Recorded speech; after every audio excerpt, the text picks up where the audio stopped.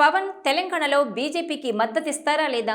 Assembly ఎన్నికల్లో ఇచ్చిన మద్దతును అలాగే కొనసాగించే అవకాశం ఉందా లేదా?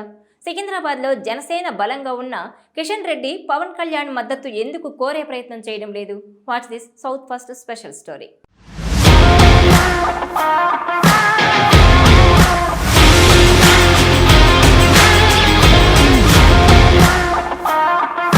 ఏపీలో తన రాజకీయ భవిష్యత్తును పణంగా పెట్టి జనసేన అధినేత పవన్ కళ్యాణ్ బీజేపీ, టీడీపీ, జనసేన పొత్తుకు కష్టపడ్డారు.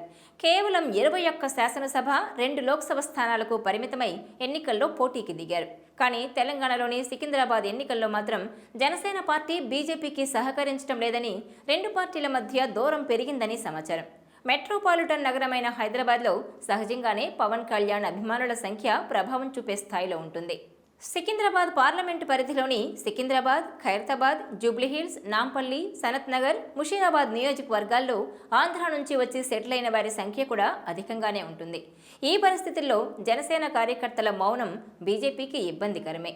సికింద్రాబాద్ స్థానం నుంచి తెలంగాణ బీజేపీ అధ్యక్షుడు, కేంద్ర మంత్రి కిషన్ రెడ్డి పోటీలో ఉన్నారు. గత పార్లమెంట్ ఎన్నికల సందర్భంగా సికింద్రాబాద్ లోక్సభ స్థానానికి జనసేన పార్టీ సొంతంగా అభ్యర్థిని నిలిపింది. ప్రస్తుతం ఆ పార్టీకి తెలంగాణ ఇన్ఛార్జిగా ఉన్న ఎన్ శంకర్ గౌడ్ గత ఎన్నికల బరిలో నిలవగా ఆయనకు 9,683 ఓట్లు వచ్చాయి. సికింద్రాబాద్ ఎన్నికల్లో ప్రస్తుతం బీజేపీ, కాంగ్రెస్, బీఆర్ఎస్ పార్టీల మధ్యన త్రిముఖ పోటీ ఏర్పడింది. అతి తక్కువ పోలింగ్ నమోదయ్యే ఇలాంటి స్థానాల్లో ప్రతి ఓటు కీలకమే. అందుకే బీజేపీ, జనసేన అధిష్టానాలు చొరవ తీసుకుని 2 పార్టీల కార్యకర్తలను సమన్వయం చేసి ప్రచారంలో ముందుకు తీసుకుపోవాలని కోరుతున్నారు. జనసేనను విస్మరిస్తే ఎన్నికల్లో బీజేపీకి ఇబ్బందికర పరిస్థితులు తప్పవని విశ్లేషకులు భావిస్తున్నారు.